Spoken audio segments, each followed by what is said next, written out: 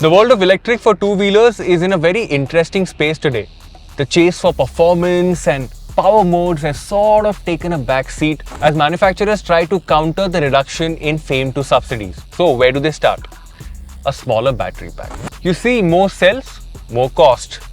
Less cells, you get the obvious. And that's a good thing because a battery pack is one of the most expensive things that you'll find on an EV. Today, we're not only seeing the future factory from Ola, but we're also meeting the S1 Air. Let's begin.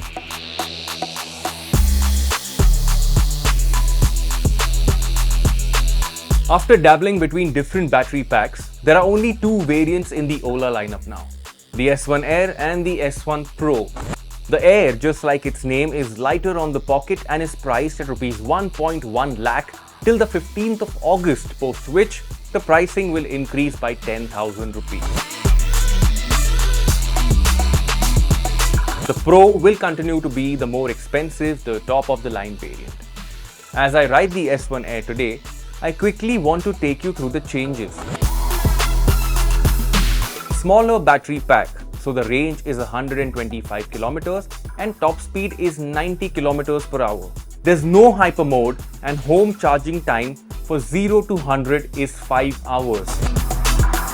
Twin telescopic fork and twin shocks for the suspension and no disc at the front or the rear.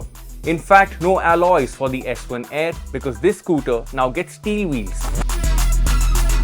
The smaller battery pack has also contributed to weight loss, which means the Air is actually pretty light at 108 kilograms. One significant change is the position of the motor itself, hub mounted now instead of mid mount.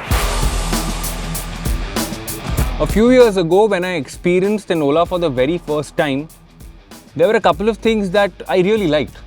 For example, the seat comfort, the ergonomics, and those two things are carried on to the S1 Air as well. Of course, I'll have to ride the monoshock version and the telescopic version back to back in order to understand the difference in ride quality. But the current setup that you see on the S1 Air feels really nice. Also, this is the Air, which means it uses a smaller battery pack, and that also means it's lost weight. So the S1 Air performs well in the handling department too. But the issues that we faced a few years ago have sort of carried on to the S1 Air as well. For example, the throttle and the brake are still connected, so taking U-turns can feel a little scary. The throttle remains active after there is no input, so it coasts for half a second before bogging. The regen in default mode feels very strong, so that is something that maybe Ola Electric can work on. And finally, the calibration of the throttle itself. Even with the slightest input, it feels very snatchy. So that is something that the brand can definitely work on. But for most of you guys who end up buying these scooters, normal and sport, those are the two modes you will find yourselves in. And in those two modes, the performance is decent.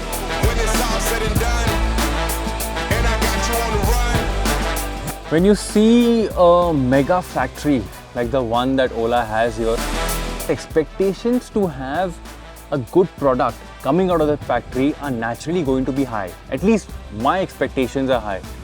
And today the S1 Air is just not there. Now, the S1 Air is going to be the middle variant. There's going to be the Pro that's going to sit at the top. And Ola Electric has also announced the S1X, which is going to sit below a lakh, will come in many variants. News of that will pop up on social media very soon, so stay tuned for that. After having said all of this, Ola still continues to sell a significant number of units every month. And with the arrival of the S1X in particular, that number is going to go up. Is it the best scooter or the best range of scooters out there? Not really. Have they improved from their previous scooters? In a couple of areas, yes, but there's still a lot more work that needs to be done. Ola says that the scooters that we have ridden today are pre-production, so we'll actually have to wait and see what the production models feel like.